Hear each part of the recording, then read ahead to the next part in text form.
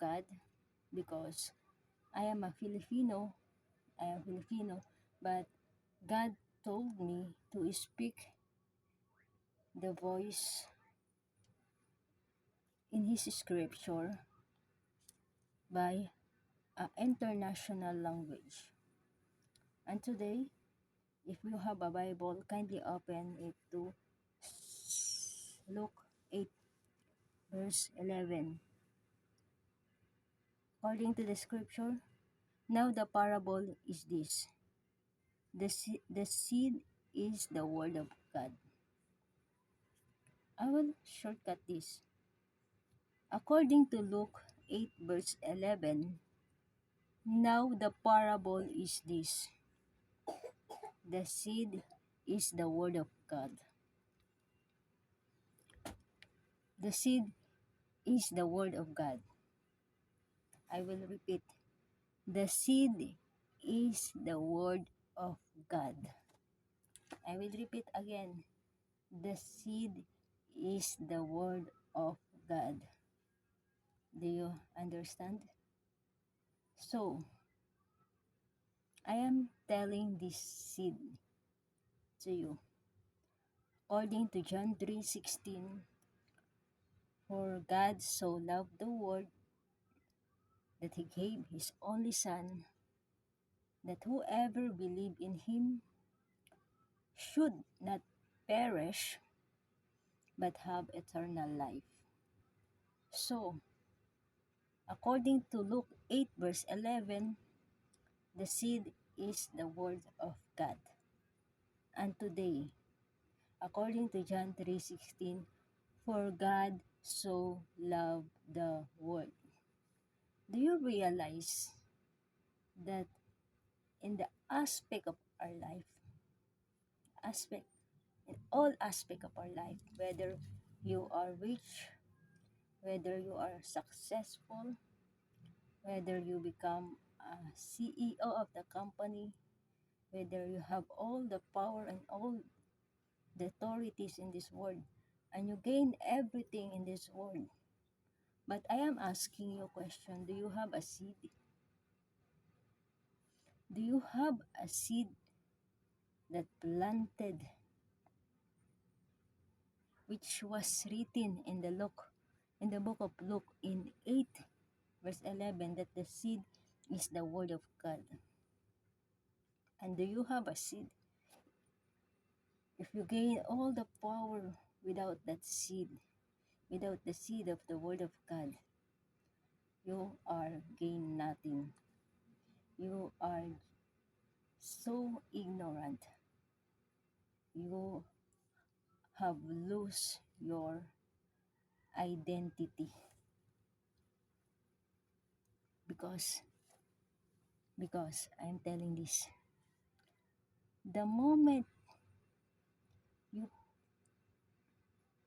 you receive the seed, according to John 3:16, that for God so loved, you lose your identity. You are rejecting the love of God because love love is a gift. Love is a gift. And if you don't receive the seed of love of God, you are unloved. You are unloved. But the love of God is a seed. And it's up to you if you accept the love of God. And after loving God, according to John 3:16, for God so loved the world, meaning the whole nation, the whole world, even if you are in America, even if you are in Europe, Chinese, or whatever language you are, the world. And that is why I am saying this as a warning, as a reminders to everyone that God loved the world, and every seed, every seed, as I am telling to you to the Luke 8 verse 11, the seed is the word of God. The seed is the word of God. And this seed is the loving the love of the Lord, the love of God.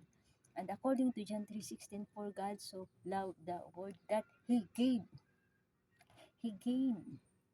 That's why I'm telling you that it's a gift. He gave.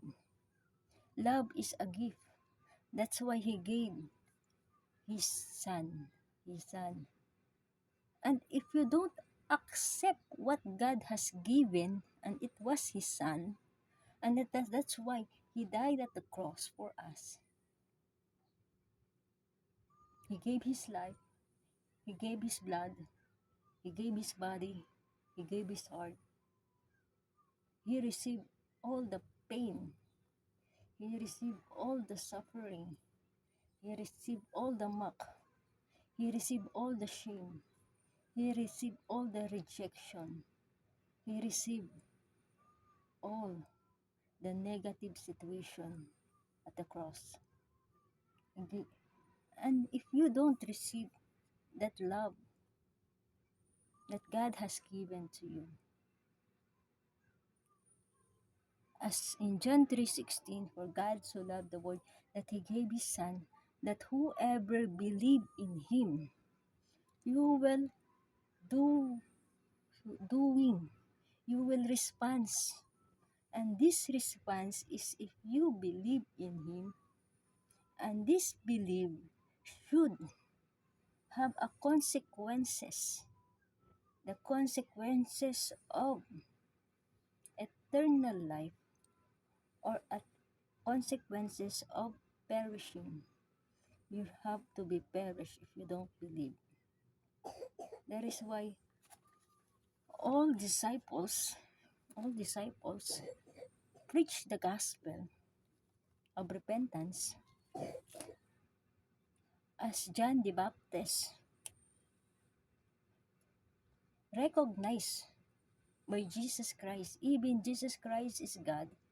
He recognized John as preaching that he should repent, and he recognized the baptizing of water by John because it is cleanliness.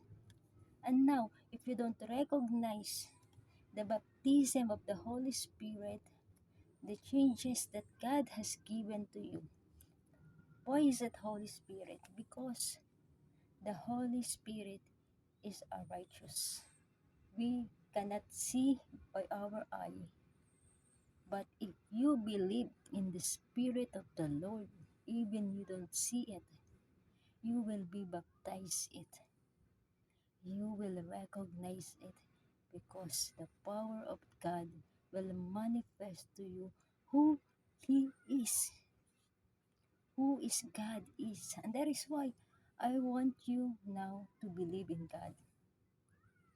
I want you now to repent your sin because repentance is the way. Because we are not saved by our own action. If we die and we say to God that I do this, I do this, I do this, I do this, I do this. And if you do not receive the grace, the mercy, because we are saved by not by our by not in our action. We are saved because of grace of the Lord Jesus Christ, because of His mercy, because the grace of God. And the mercy is recognizing that we are nothing, we are sinners, we are. And if we humble ourselves before God, as He says in 2 Chronicles 7 verse 14, if my people who are called by my name shall humble themselves and pray, that's the grace. That's the grace. That's the grace that God has saying. If my people who are called by my name, we should call God and humble themselves